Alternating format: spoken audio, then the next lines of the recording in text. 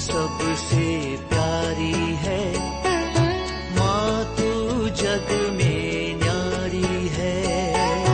माँ तू सबसे प्यारी है, माँ तू जग में न्यारी है। अपने आंचल में रखना, अपने आंचल में रखना, हमें वरदानों से भरना। माँ तू सबसे प्यारी है, माँ तू जग में न्यारी है। माँ तू सबसे प्यारी है, माँ तू जग में न्यारी है। पिता, पुत्र और पवित्र आत्मा के नाम पर आमीन। आप सबों को जय यीशु। एक और सवाल मेरे पास कुछ दिन पहले आए थे, उसका जवाब आज देना मैं चाहूँगा। हम लोग जो धर्मसार बोलते हैं, उस धर्मसार के अंदर जो नाइसिन क्रीड जिसे हम लोग अंग्रेजी में कहते हैं, उसके अंदर पवित्र आत्मा के विषय में ये कहते हैं कि पवित्र आत्मा पिता और पुत्र से प्रसृत होता है, अर्थात पिता और पुत्र से पवित्र आत्मा आते हैं करके। इसके ऊपर हमें मालूम है कुछ चर्च के अंदर ही वाद विवाद चला, और सन 1054 में जो बड़ा जो फूट हुआ था, द ग्रेट सीसम जो कहते हैं, ईस्टर्न चर्च और वेस्टर्न चर्च जो दो भाग हो गया था, उस समय पर भी इस मुद्दा उठा था। 4-5 कारण है ये जो ग्रेट सीसम होने के लिए। उनमें से एक कारण यही था क्योंकि जो पूर्वी कलीसिया, ईस्टर्न चर्च, ये कहते हैं पवित्र आत्मा केवल पिता से आता है, लेकिन लातीनी कलीसिया जो वेस्टर्न चर्च, ये सिखाते हैं कि पवित्र आत्मा पिता और पुत्र से प्रसृत होता है, आता है करके। इसके पीछे का क्या कारण है, क्यों ऐसा क्रिश्चियनिटी के अंदर पवित्र आत्मा के विषय में, विशेषकर कैथोलिक चर्च के अंदर ही इस प्रकार का दो टीचिंग्स क्यों चल रहा है। तो सवाल बहुत ही अच्छा है, इसके विषय में हमें मालूम होना चाहिए। और हम लोग रोज नाइसिन क्रीड जो धर्मसार बोलते हैं, यदि लातीनी कलीसिया के सदस्य हैं, पिता और पुत्र से प्रसृत होता है बोल करके हम प्रार्थना करते हैं। यदि जो विश्वासी पूर्वी कलीसिया का है, वे लोग केवल पिता से पवित्र आत्मा आते हैं करके बोलते हैं। तो एक ही धर्मसार के अंदर भी दो प्रकार उसको बोलना, इसके पीछे का क्या कारण है, क्या इतिहास है, ये सब आज हम लोग थोड़ा सा पढ़ने का प्रयास करेंगे। सबसे पहले आपको मालूम होना चाहिए ये जो धर्मसार लिखा कब है। पारिवारिक प्रार्थना एवं धर्म शिक्षा पुस्तक के अंदर जो लास्ट भाग में कुछ इतिहास लिखा हुआ मिलेगा। इतिहास, बाइबल का इतिहास, कैसे बाइबल बना, किसने बना, कैसे इसका जो नियमावली हुआ, किस प्रकार 73 किताब है, ये सब वह उस इतिहास के अंदर मिलेगा। रोजरी माला का इतिहास, क्रूस रास्ता का इतिहास, उसी के साथ एक अगला है इस धर्मसार का इतिहास, और प्रेरितों का धर्मसार है, और एक धर्मसार है जिसे हम लोग नाइसिन क्रीड कहते हैं। नाइसिन कॉन्स्टेंटिनोपल क्रीड है एक्चुअली, वो उसको जो कहते हैं। इन सब का इतिहास का एक भाग पारिवारिक प्रार्थना एवं धर्म शिक्षा ग्रंथ के अंदर है, उसको आप पढ़ सकता है।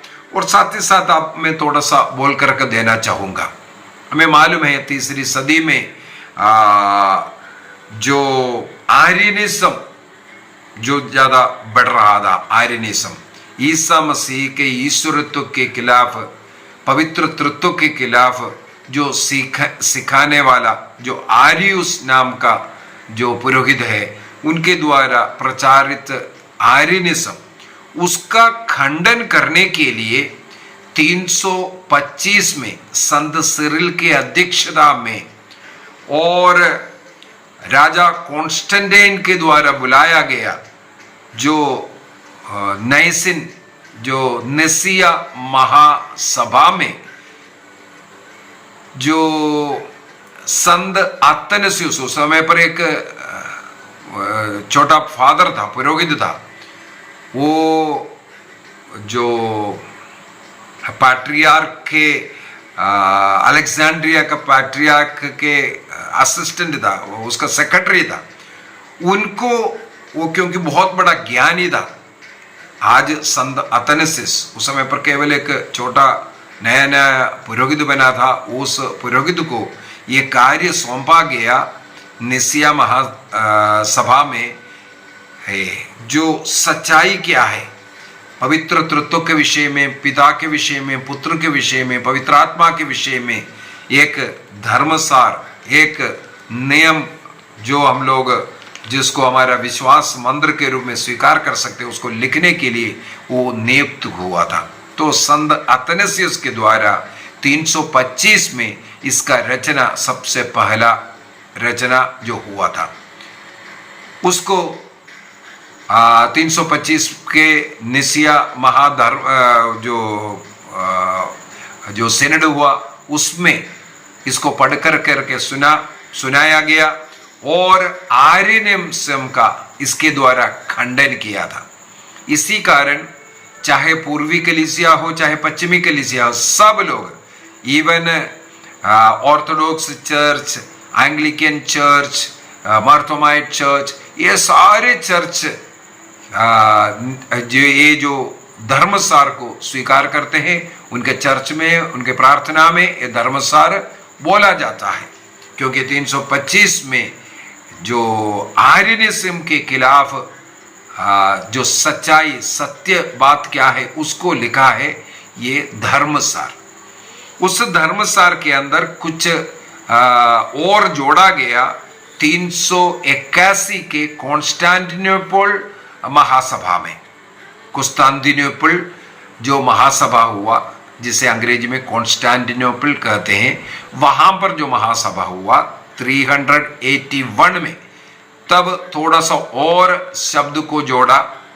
इस प्रकार नाइसिन क्रीड या निसिया कुस्तांतिनोपल जो धर्मसार को हमारे चर्च ने स्वीकार किया, उसके द्वारा हम पिता पुत्र पवित्र आत्मा में हमारे विश्वास को प्रकट करते हैं। बहुत शक्तिशाली प्रार्थना है, ये इसको एक मंत्र के रूप में बोला जाता है। और उसके अंदर जब 325 में संत अतनसियुस ने इसको लिखा, उस समय पर पवित्र आत्मा पिता से प्रसिद्ध होता है करके ही लिखा था, और 381 में भी उसी रूप में था। अब कब पिता और पुत्र से प्रसिद्ध है करके जोड़ा गया, ये आकर के 589 में टोलेडो जो काउंसिल हुआ था, थर्ड टोलेडो काउंसिल जब हुआ 589 में, 589 में, तब पिता और पुत्र से पवित्र आत्मा प्रस्तुत होता है करके उसको वहां पर जोड़ा गया। क्यों? मैं इससे पूर्व में अभी हाल ही में ही कई प्रकार के पाषंडताओं के विषय में मैंने सिखाया था। ये पाषंडताओं का शुरुआत मैंने कहा था पवित्र तृत्व को सिखाते सिखाते पाषंडताएं सिखाना शुरू किया। जो हमारे बुद्धि में आया उस प्रकार सिखाना शुरू किया, उसी में अनेकों प्रकार का पाषंडताएं शुरू हुआ। अभी हाल ही में ही उन पाषंडताओं का क्लास मैंने ले लिया। तब मैंने बोला था पिता के विषय में, पुत्र के विषय में और पवित्र आत्मा के विषय में कई लोग गलत पाषंडताएं सिखाना शुरू किया था।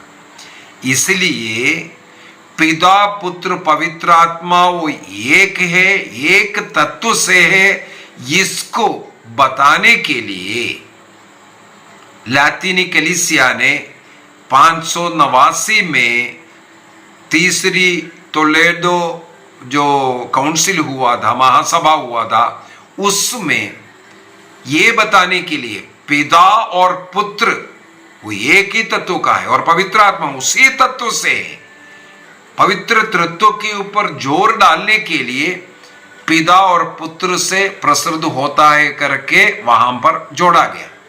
उसके पीछे की एक और कारण है, क्योंकि बाइबल भी कुछ ऐसा साक्ष्य देता है। यदि हम लोग योहन का सुसमाचार अध्याय 15 को पढ़ेंगे, वाक्य 26, जॉन चैप्टर 15 वर्स 26 को पढ़ेंगे, वहां पर लिखा हुआ है, जब वह सहायक, हमारे हिंदी ट्रांसलेशन उतना अच्छा नहीं है, तब भी मैं सिखाना चाहूंगा, जब वह सहायक पिता के यहां से आने वाला वह सत्य का आत्मा आएगा, जिसे मैं, ईसा मसीह बोल रहे हैं, जिसे मैं पिता के यहां से तुम लोगों के पास भेजूंगा, तो वह मेरे विषय में साक्ष्य देगा। तो यहां पर पिता से निकलने वाले वो पवित्र आत्मा को कौन भेज रहा है? प्रभु बोल रहा है मैं भेजूंगा, पिता के यहां से तुम लोगों के पास पवित्र आत्मा को मैं भेजूंगा। इसका मतलब है पिता के यहां से निकलने वाला पवित्र आत्मा पुत्र भेज रहा है।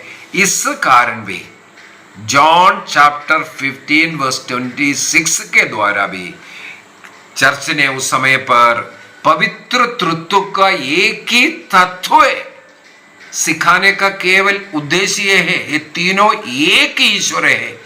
ये तीन अलग अलग बोल रहा था, मैंने कई प्रकार का ऐसा पाषंडताओं को बताकर रख दिया, उसका भी इस विश्वास सत्य के द्वारा, इस धर्मसार के द्वारा खंडन करते हुए हमारा विश्वास ये तीनों एक ही तत्व से हैं, तीनों एक समान आदरणीय है, तीनों एक समान ईश्वर है, ये समझाने के लिए इस शब्द को उसमें जोड़ा गया। उसको 589 के थर्ड काउंसिल ऑफ टोलेडो में उसको पारित किया गया।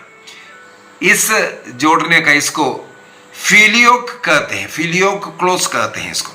फिलियोक क्लोज का मतलब है और पुत्र से भी, है ना, पिता और पुत्र से, इसको फिलियोक क्लोज कहते हैं। उसको यहां पर ऐड किया गया। तो पवित्र तत्व को गहराई से समझने के लिए वो तीनों एक है, ये समझाने के लिए योहन का सुसमाचार 15-26 का वचन और कलीसिया का जो अधिकार के साथ इसको जोड़ करके सिखाया और तब से धर्मसार में लैतिनी कलीसिया उसको स्वीकृत किया। लेकिन उस समय पर जो पूर्वी कलीसिया है, वो पूर्वी कलीसिया इसका खिलाफ बोलना शुरू किया। हमें मालूम है इसके बाद आगे चल करके सन 1054 में जो कैथोलिक चर्च का एक बहुत बड़ा विभाजन हम बोल सकता है, पूर्वी कलीसिया और पश्चिमी कलीसिया अलग हो गया। और पूर्वी कलीसिया बोला हम पश्चिमी कलीसिया रोम के अंडर में हम नहीं रहेंगे। उससे पहले का घटना भी हम लोगों को मालूम होना चाहिए।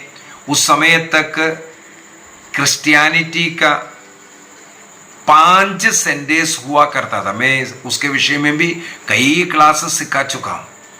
5 संदेश उससे पहले होता था, चाहे वो रोम हो, अंत्योक हो, कॉन्स्टेंटिनोपल हो, इस प्रकार 5 संदेश,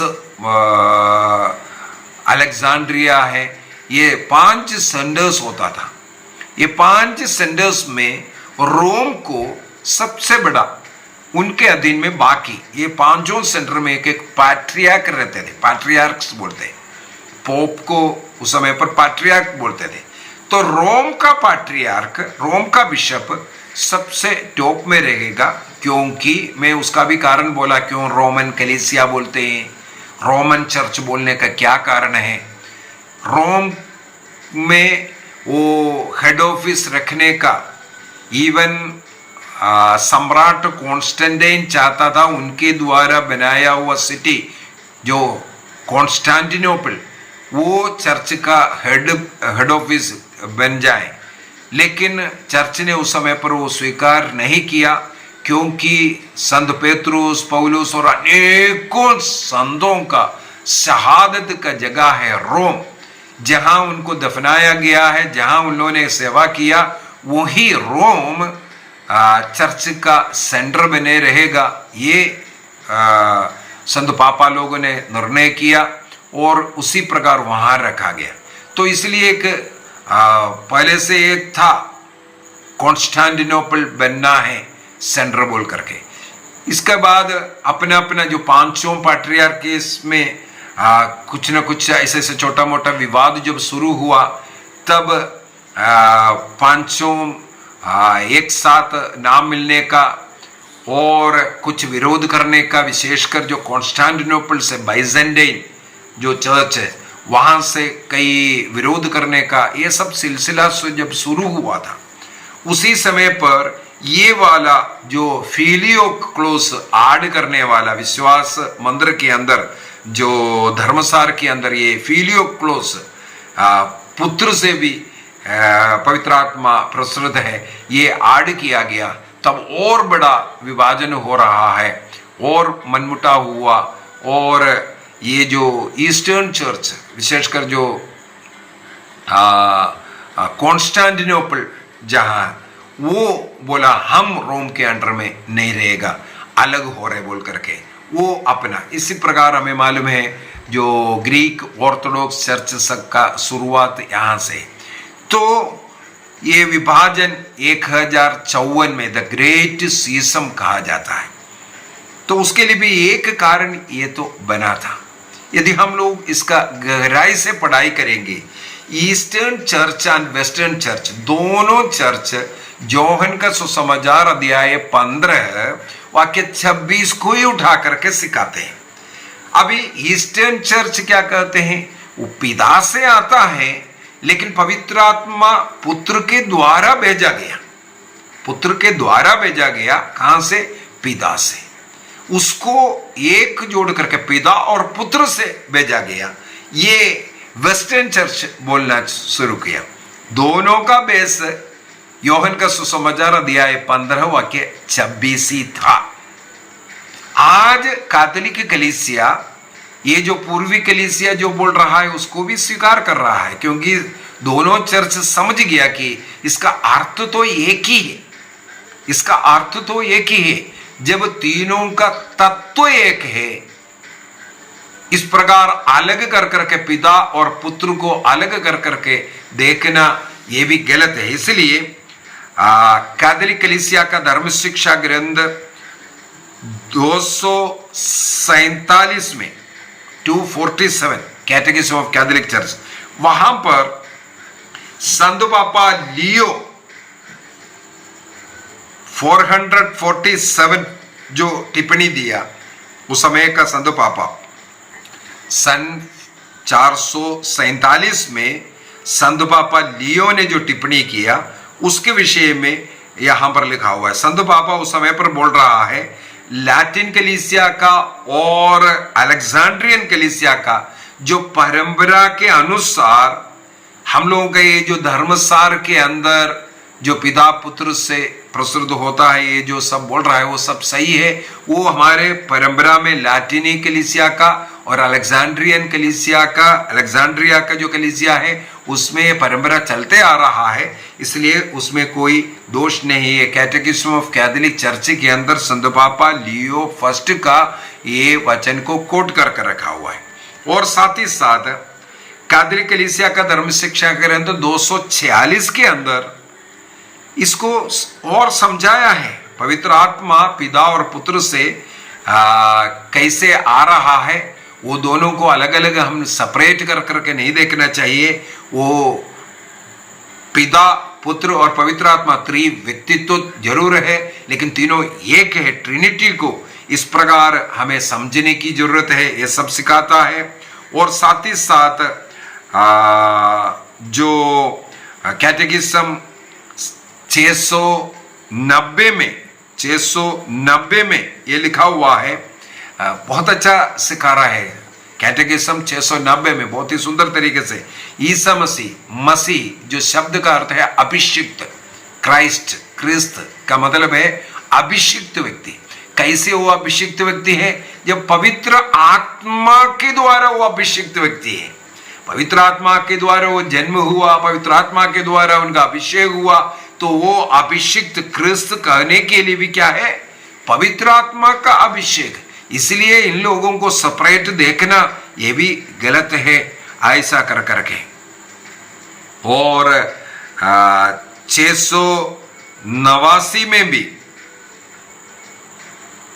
कैटेकिज्म 689 उसके अंदर भी ये बताता है कि हम इसको सेपरेट नहीं कर सकता। ये तीनों इनसेपरेबल, एक ही ईश्वर है, एक ईश्वर में तीन व्यक्तित्व है।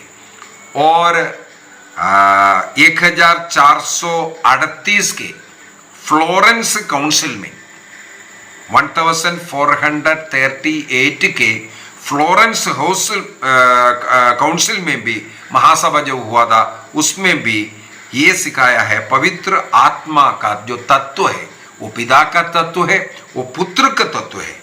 एक ही समय पिता का तत्व और पुत्र का तत्व है। इसी के कारण पिता और पुत्र से प्रसिद्ध हुआ ये बोलने से कोई गलती नहीं है। यदि वेस्टर्न चर्च ये बोल रहा है, पश्चिमी कलीसिया ये बोल रहा है पिता और पुत्र से प्रसिद्ध होता है, उसमें कोई गलती नहीं है करके फ्लोरेंस का 1438 का जो काउंसिल हुआ उसमें महासभा में ये सिखाया। और साथ ही साथ कैटेकिज्म ऑफ कैथोलिक चर्च 248 कैथोलिक कलीसिया का धर्म शिक्षा ग्रंथ 248 में ये भी बता कर दिया है, यदि ईस्टर्न चर्च पूर्वी कलीसिया कहते हैं ये पिता से निकल करके पुत्र के द्वारा भेजा गया है, ये भी सही है। तो कैटेकिज्म ये दोनों बातें हमें सिखा रहा है, दोनों में कोई गलती नहीं है। अगर कोई कलीसिया पिता और पुत्र से प्रसिद्ध हो रहा है, ये बोल रहा है, वहां पर वो भी सही है। केवल एक कलीसिया बोल रहे हैं पिता से प्रसिद्ध होता है। उदाहरण के लिए जो पूर्वी कलीसिया का जो सीरो मलंगरा चर्च है, उन लोग जब धर्मसार कहते हैं केवल पिता से प्रसिद्ध हो करके, ऐसा कर करके इस धर्मसार को कहते हैं, उसमें भी गलती नहीं है। चर्च उसको भी स्वीकार करते हैं। उनका लक्ष्य केवल योहन का सुसमाचार 15:26 है। और सभी चर्चेस ये स्वीकार करते हैं कि तीनों का तत्व एक है, इसीलिए इनको हम अलग कर करके नहीं भी देख सकता। मेरे विचार में आप लोगों को ये सवाल का जवाब समझ में आया होगा। मैंने दोनों साइड व्यक्त किया और दोनों साइड का एक ही लक्ष्य है, ये तत्व एक है बोलने के लिए, और उनका तत्व एक है। योहन का सुसमाचार 15:26 के द्वारा पिता से प्रसिद्ध पुत्र भेज रहा है, पिता और पुत्र से प्रसिद्ध है, ये दोनों सही है। और कैथोलिक कलीसिया इन दोनों बातों को स्वीकार भी करते हैं। आइए हम अपनी आंखें बंद करें। जो कलीसिया द्वारा सिखाई हुई इन बातों को हम स्वीकार करेंगे, और जो चर्च हम जिस चर्च के साथ जुड़े हुए हैं, यदि हम लैतीनी कलीसिया से जुड़े हुए हैं, लैतीनी कलीसिया का धर्मसार का जो शब्द है उसको इस्तेमाल करना है। यदि हम पूर्वी कलीसिया के साथ जुड़ा हुआ है, उस कलीसिया में जिस शब्द को उपयोग कर रहा है उसके अनुसार हम बोल सकता है। दोनों में कोई गलती नहीं, दोनों सही है करके कैथोलिक कलीसिया का धर्म शिक्षा ग्रंथ हमें सिखाते हैं। प्रभु हम सबों को आशीष प्रदान करे, पिता, पुत्र और पवित्र आत्मा के नाम पर आमेन। आप सबों को जय यीशु।